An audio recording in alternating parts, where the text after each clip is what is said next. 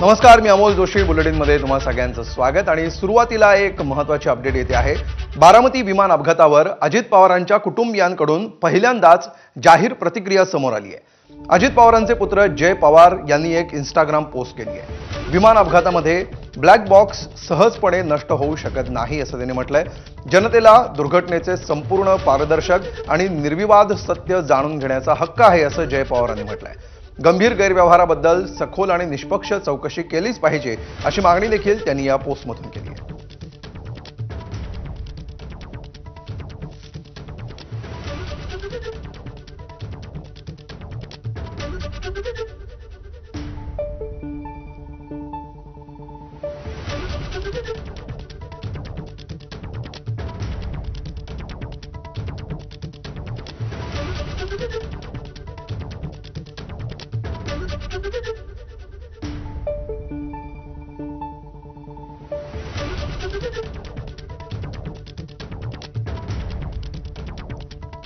तर आतापर्यंत सुरुवातीला अमोल मिटकरींकडून संशय व्यक्त करण्यात आलेला होता. त्यानंतर रोहित पवारांनी लागोपाठ 3 पत्रकार परिषदा घेत या विमान दुर्घटनेबाबत अनेक शंका उपस्थित केल्या आणि त्यानंतर आता जय पवारांनी पोस्ट करून अपघाताची सखोल चौकशी करायला हवी अशी मागणी केली.